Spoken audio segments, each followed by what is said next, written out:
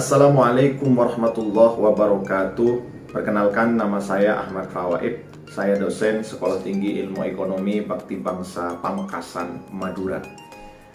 Di STE Bakti Bangsa sendiri, saya mengampu mata kuliah Manajemen Sumber Daya Manusia. Adapun deskripsi mata kuliah Manajemen Sumber Daya Manusia ini, materi kuliah ini nantinya akan mempelajari proses perencanaan, pengelolaan hingga pengendalian tenaga kerja, mulai dari proses rekrutmen, penempatan hingga penilaian kinerja. Adapun capaian pembelajaran yang akan dilaksanakan, bagaimana melalui proses mata kuliah ini nantinya mahasiswa mampu menjabarkan konsep dan tantangan SDM, mahasiswa mampu memahami dan menjelaskan fungsi pengadaan SDM, kemudian mahasiswa mampu memahami dan menjelaskan fungsi pelatihan dan pengembangan karir. Mahasiswa juga mampu memahami dan menjelaskan fungsi kompensasi. Mahasiswa juga diharapkan mampu memahami dan menerapkan fungsi pemeliharaan tenaga kerja. Dan mahasiswa mampu memahami dan menjelaskan fungsi integritas.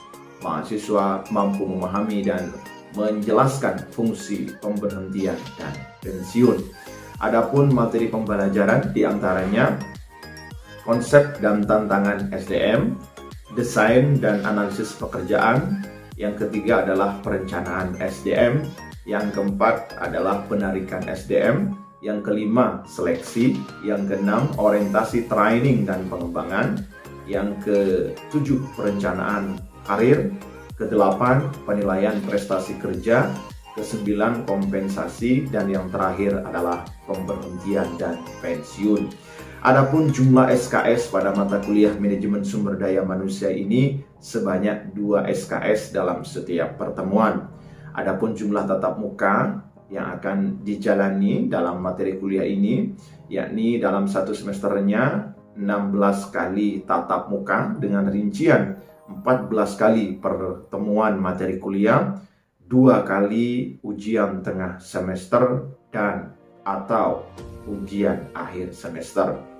Adapun metode atau teknik pembelajaran yang saya gunakan dalam menyampaikan materi manajemen sumber daya manusia ini, yakni menggunakan teknik pembelajaran direct interaction, di mana model pengajaran ini terdiri dari sebuah penjelasan dosen mengenai konsep atau keterampilan baru yang melibatkan dosen bekerja dengan mahasiswa secara individual dan kelompok-kelompok.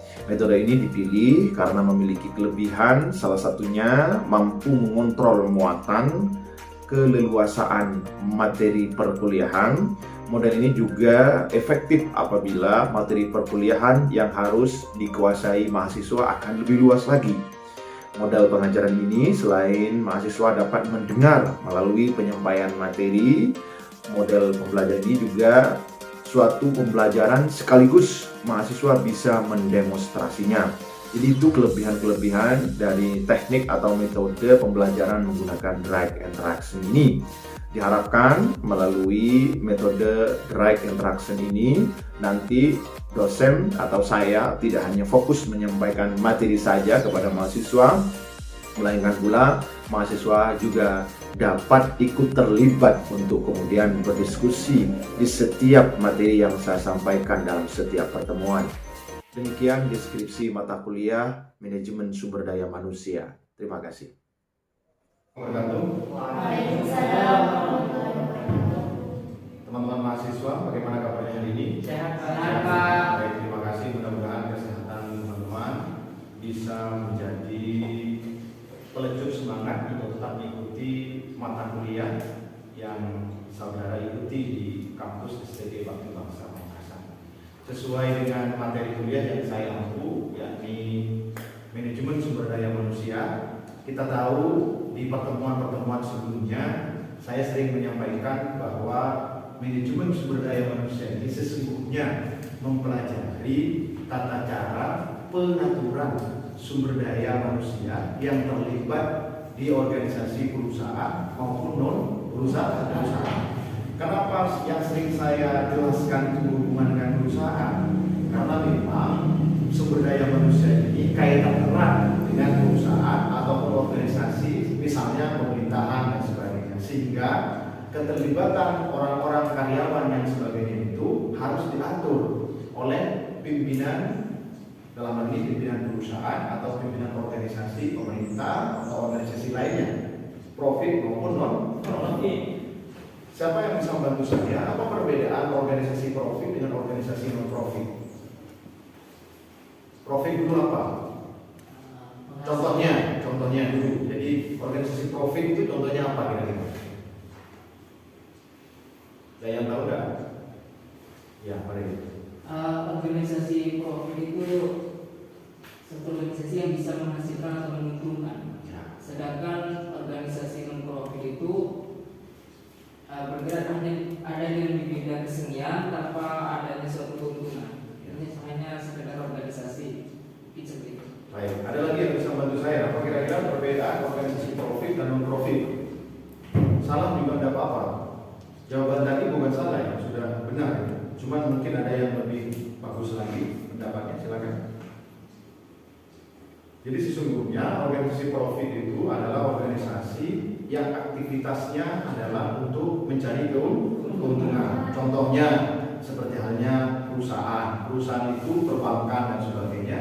Aktivitas organisasinya adalah aktivitas organisasi di mana peran mereka mengatur dalam proses pengaturannya lebih melaksanakan aktivitas untuk mendapatkan keuntungan. Sebaliknya, organisasi non-profit itu adalah organisasi yang memang aktivitasnya itu tidak punya target untuk mendapatkan keuntungan, tapi mereka berorganisasi. Kita akan bahas soal rekrutmen ini. Selanjutnya pada materi ini rekrutmen atau penarikan. Perekrutan umumnya diartikan atau didefinisikan sebagai pencarian dan cara memperoleh calon pekerja yang berkualitas sehingga organisasi dapat memilih orang-orang yang cocok dengan pekerjaan. Ya, saya sudah tadi kan seleksi. Kalau ini rekrutmen, membuka selebar-lebarnya, membuka seluas-luasnya siapa-siapa saja calon orang yang akan bisa bekerja sama dan bekerja di perusahaan yang kita dirikan. Kedua, rekrutmen adalah usaha mencari dan mengambil tenaga kerja agar mau melamar lowongan pekerjaan yang ada dalam suatu perusahaan. Ini lebih sengit lagi. Artinya ini sudah menyangkut kebutuhan. Kebutuhannya siapa? Kebutuhannya perusahaan. Kalau perusahaan tutup, biasanya dia akan tidak berpikir banyak. Yang penting sekarang ada orang untuk bisa bekerja di perusahaan saya, sudah itu saja yang diambil.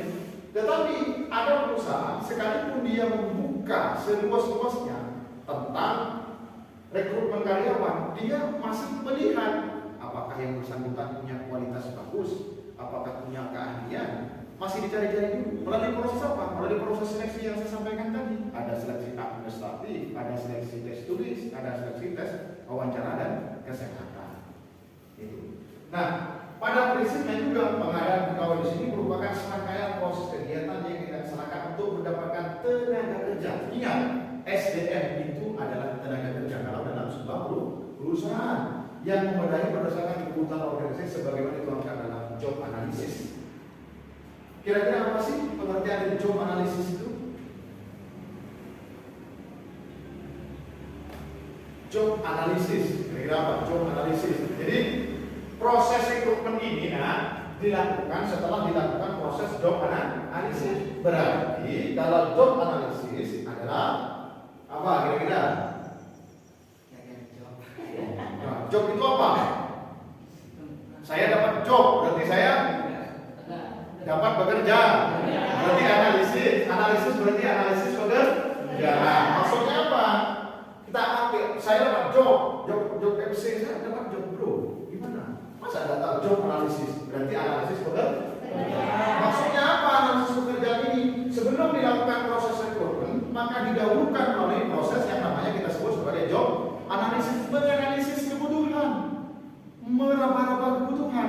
Kira-kira kalau saya mendirikan perusahaan ini, apa kebutuhan saya? Apa saja yang dibutuhkan? Contohnya di bidang ini, di bidang A, bidang B, bidang C, itu yang disebut dengan job analisis, menganalisis kebutuhan yang diinginkan oleh perusahaan. Baru selanjutnya pada proses penarikan atau rekrutmen. Bisa dipahami sampai di sini. Ada pertanyaan? Ada pertanyaan? Paham kira-kira?